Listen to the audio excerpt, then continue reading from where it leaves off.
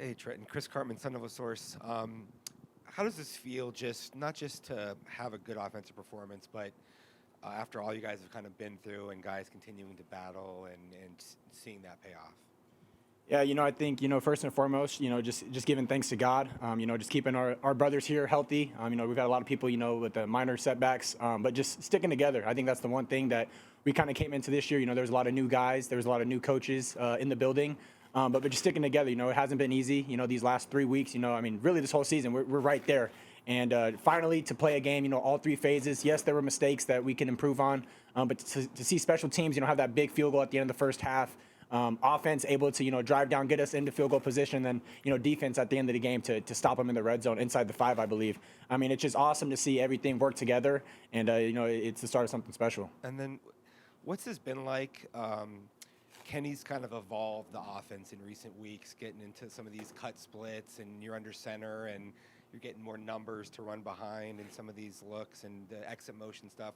What's that been like over the last several weeks building to this? It's been exciting, being a quarterback that, is pretty much like another coach on the field, to have so many offensive masterminds, with Coach Dilly and Coach Baldwin and Iguano and Coach Mon. Everybody on the offensive side, they put their 2 cents in, and to see them, all work together and, find different ways to get the ball in the playmaker's hands, it makes it easy for me. I'm not having to throw the ball 50 yards down the field, but I can throw a bubble to Badge, and he makes a guy miss, turns it up for 25. Jalen, having running backs that can catch out of the backfield is huge too. But, it all starts with the guys up front, and they did a great job of allowing us to have some explosives in the run game, and it makes everything easier. Michelle Gardner, Arizona Republic. Trey, can you talk about the defensive stand there? When they get down and it's a 2-score game and 4 minutes left, and just making that stop. We had to come out and do our 111th. Obviously, we were up 2 scores, so we were trying not to let them score at all. That's the goal. When we executed, on our plays. We had good communication, which was one of the big keys to. Which was one of the big keys to the stop. So, man, our D line was eating tonight. I got to give it to them. Our D line was eating tonight, and it helped us on the back end too. So. Trey, Jonah Krell, Cronkite Sports. After the win, saw you sort of just take a moment for yourself, go on a knee, look up to the sky. What were the emotions like for you against your former team and to be able to get that win? Oh, man, it's crazy because I prayed during the week and prayed throughout the week. And I had a lot of prayers going into this week, so I got to give glory to God. That's all I was doing. I was looking up to God, and I'm just saying, thank you, Father, for answering my prayers. Obviously – coming from that school, I had a lot of revenge that I wanted to get, but I learned that revenge is not mine to take but his. So I let that go to him. I gave him everything that there was to be mad or pissed about, and we came out with this victory today, man. So it meant a lot. Trent, Michael Carrasino, Pitchfork Lunch. To have that 1-2 punch, I know Coach Dillingham has kind of talked about all year running the ball, but to finally have DeCarlos back healthy and Cam, obviously gives the offense a boost, but just how much confidence does it give you guys, in play calling, just running the whole offense? Yeah, I'm looking at the play sheet this morning, and I'm like, okay, this can be an explosive. This can be looking good. This can be good. And, coming back to the sideline and just telling Coach Dillingham, everything they're calling is working. Line is getting a good push up front. Receivers are making plays. Troy had that big 3rd down, that first drive. But, just like I said, trusting the game plan. And we have so many weapons, and we still have so much more to put out there. But this is just one step forward. And, we don't want to get too high on it right now. But, watch film and get ready for next week. BJ, right here. That was a weird sequence where Prince knocked the ball down, their quarterback picked it up and ran after the play should have been dead, and the refs called a penalty on that. And then you and Prince each made plays subsequently to get a stop after that. Can you just talk about that sequence that happened? I think that we were just really just unwavering in what we were trying to do, what our assignment was. Trey, I'll give credit to Trey just keeping us focused on what we need to get done. Regardless of what happens, they might get a big play, but we got to get back and play down and play again. That's one thing that just kept us focused throughout the game is to see what, we still got to get back there. The more we affect the quarterback, the better things that happen. So all credit to everybody behind us because they get us lined up. All we got to do is go. So that's all we did, go. And can you just talk about the impact that you guys had getting after Caleb? Getting after their quarterback Cam.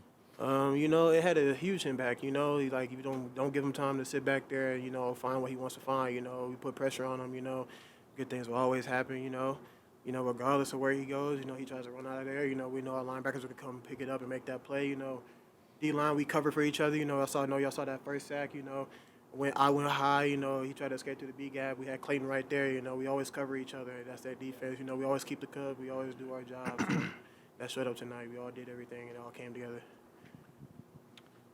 This could go for Trey or BJ.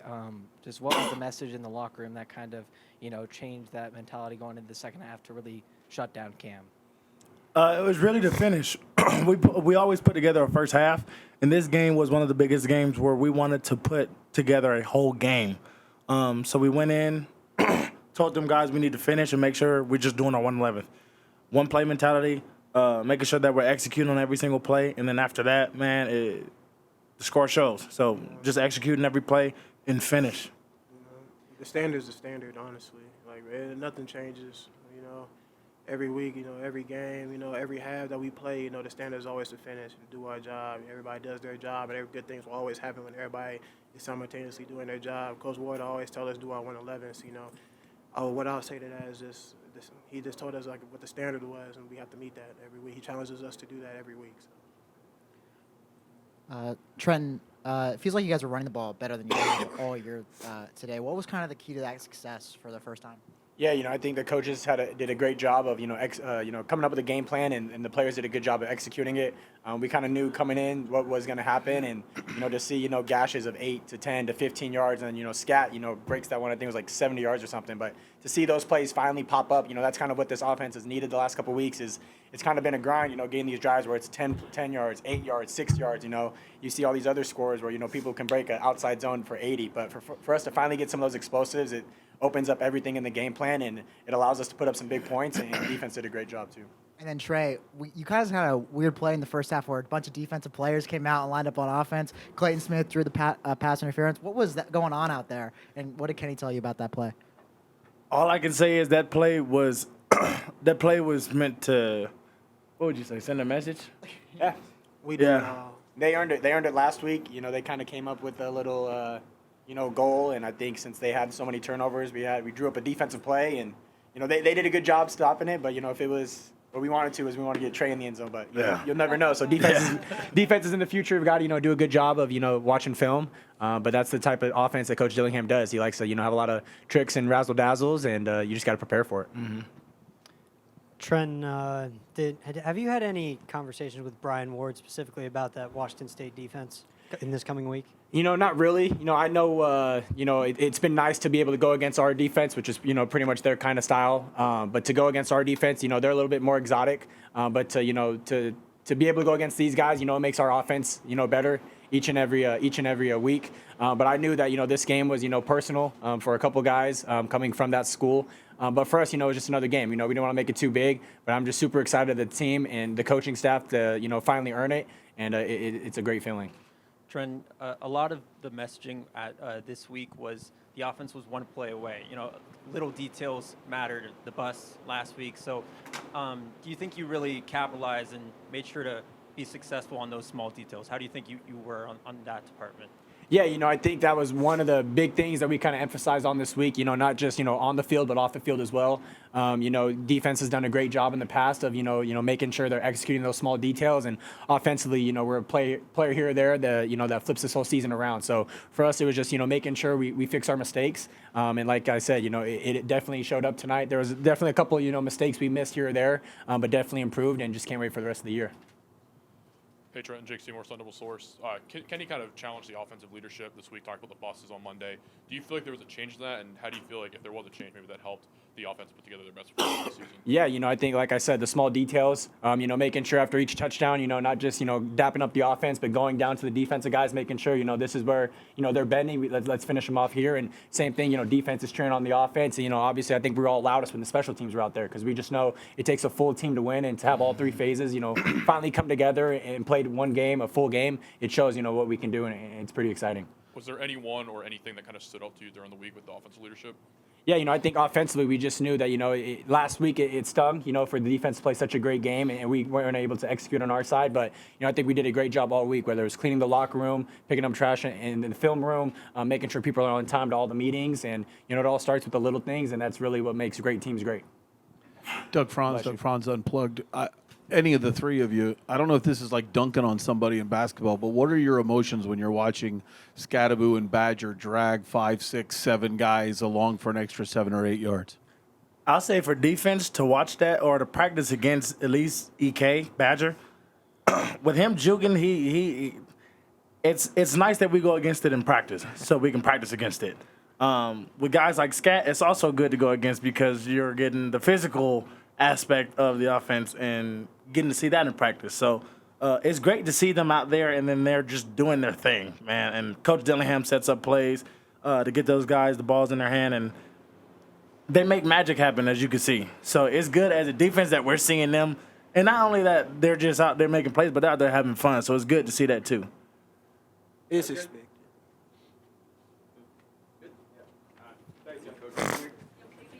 Who, me? Yeah.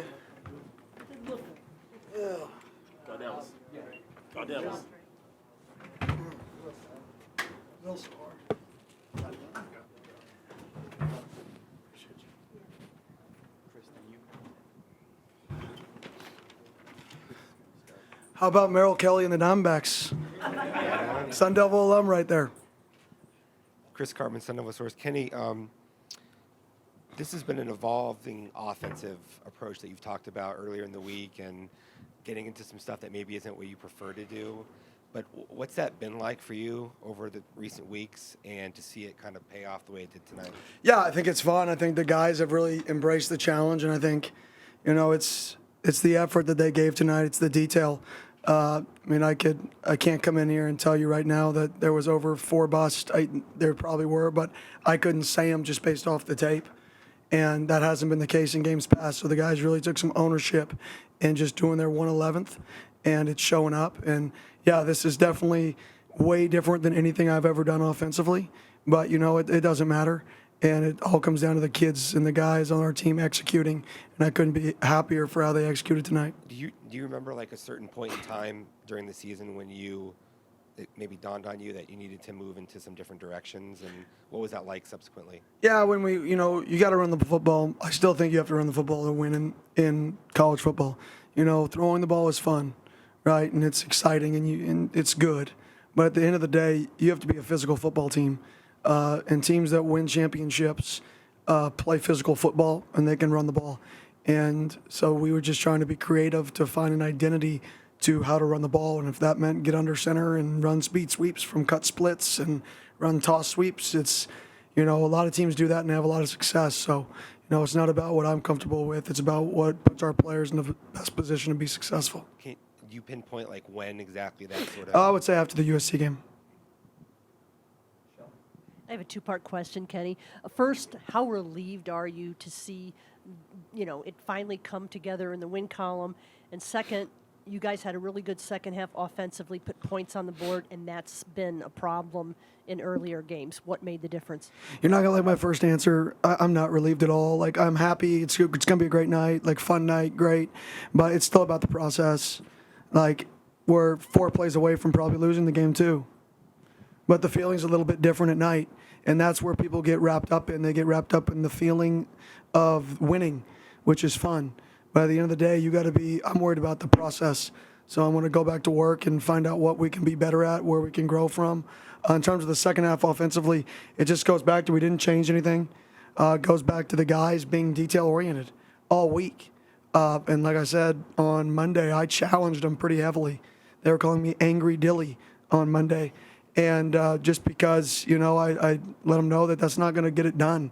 And for them to respond like that and play their best game, play clean, go 8 for 11 on third downs, go 5 for 5 in the red zone scoring. You talk about a completely different offensive performance, and it just goes back to just doing your 1/11th and giving extreme effort. And I think those guys did that, and they deserve all the credit.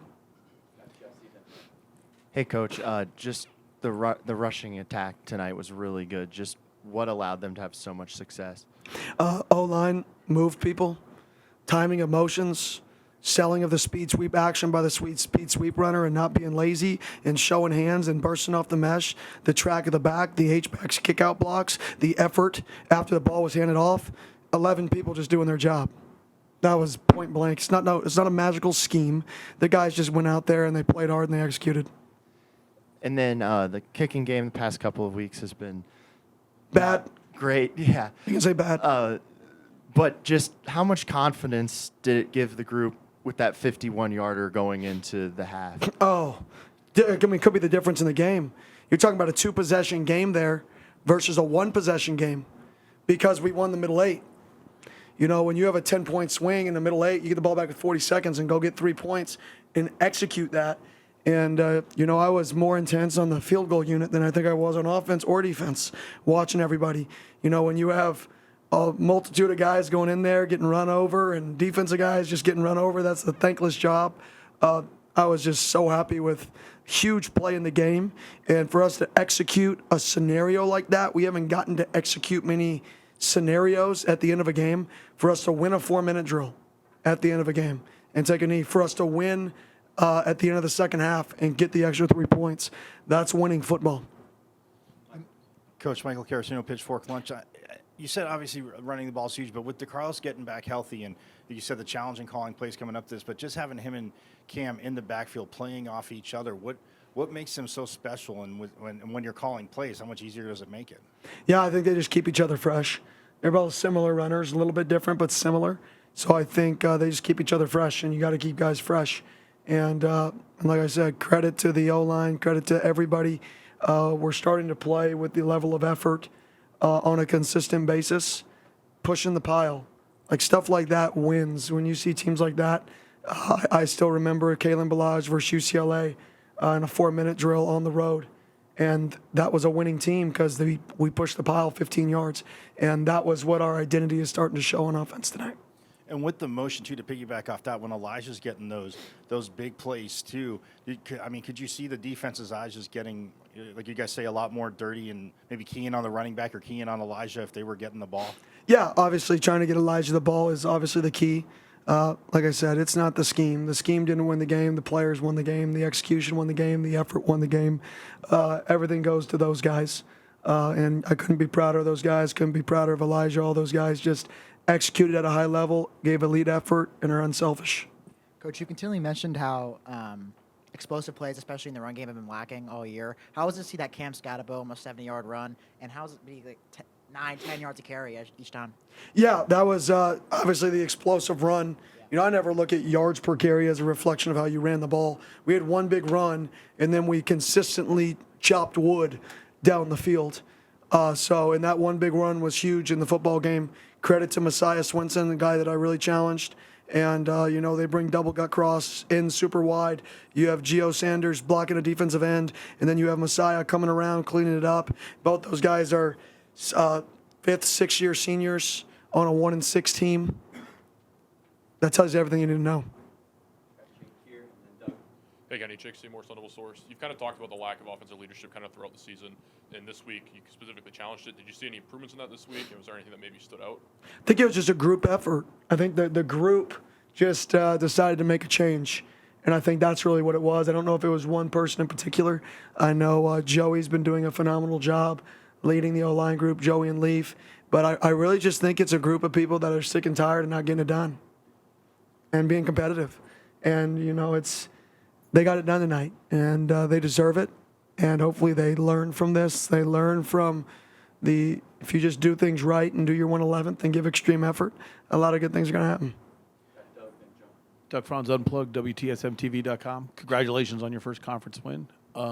Tell me can you explain the end of the first half? Because I could not hear the ref in the press box. First it was Conyers' reception fumble recovery. Then it was injury timeout. Then it was replay. Then it was Conyers' no recovery, no fumble. He's down. But then they wound the clock on the whistle and not on the snap. And if it's an injury timeout, why is the clock going on the whistle and not the snap, or what happened? So I'm not going to get too much detail on the rule because it's a good rule. But basically, if there's an injury under a minute and the clock is running, right, then you don't have to get burned a timeout. So Conyers got hurt. So what happens is it was a first down. So because Conyers got hurt, the clock stops instead of continuing to wind because there was a first down.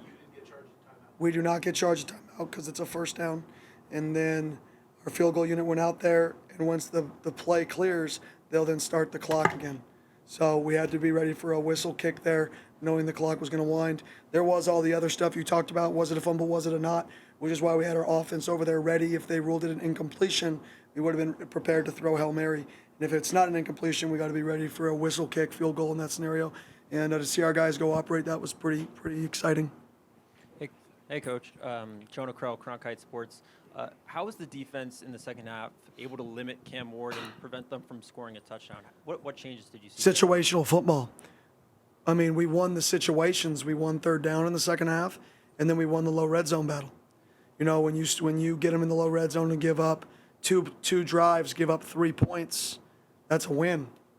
I mean, that's what happened to us the week prior, right? Is you can't get in the low red zone or get in the red zone in general and not score offensively. And our defense, 2 possessions in the fourth quarter, held them to 3 points. When they got inside the 15-ish yard line, that's winning the moments that matter, and that's winning football.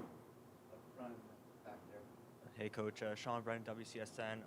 You talked a little bit about the run game, but DeCarlos Brooks last week led the team in rushing and then had 3 scores on the ground today. From your perspective, what does he kind of bring to this running game as a whole? Yeah, he's physical, he's passionate, he runs hard, runs through people.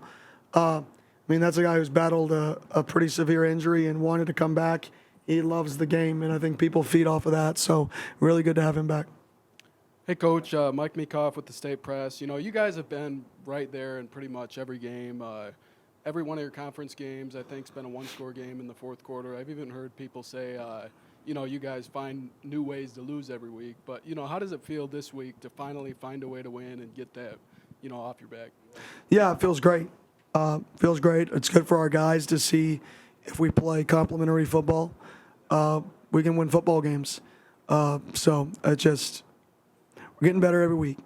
I can say that with confidence. We're getting better every week. Every week, it may not show it all the time. There may be some bumps, but we're still getting better. And today we just kind of put together a somewhat complete game. And, defense didn't play as good as they have in the past, but it doesn't matter because they won the moments. And football, like I keep saying, it's about those big moments that win or lose games. There's those moments in the game, and today we made those moments, and we won those downs. Kenny, Blake Neiman, Cronkite Sports.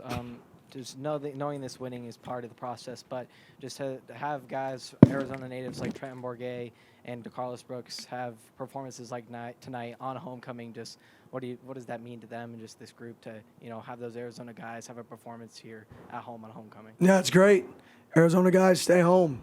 I mean, it's pretty cool to do it in front of your own crowd. So I can think of one guy in particular that I've been hounding to stay home. And this is a moment that I think it's pretty cool for our guys to do this in front of their friends and family, and to do it in front of your friends and family is something special. Yeah, Kenji Ito in Furno Intel. So, your defense has showed out time and out week after week, and, you're holding some of these offenses to under their average of yards. It seems like your defense is like they're basically just the enforcer to some of these Pac-12 offenses you have faced. So what is the defensive philosophy / scheme that you could tell us without giving it away that makes your defense so good? Attacking.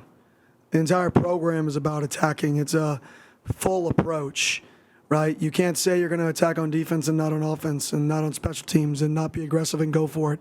If you're going to be in a mindset that we're going to play to win games and we're not going to play scared, then you have to attack in every phase.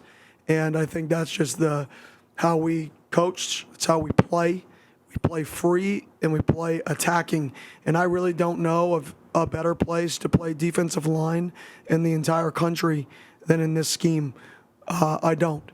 I think if you're a defensive lineman in the country and you watch our defensive linemen, you watch all the transfers that have brought in and the production they've had within Coach Ward's scheme, I think it should brighten everybody's eyes to say that could be me.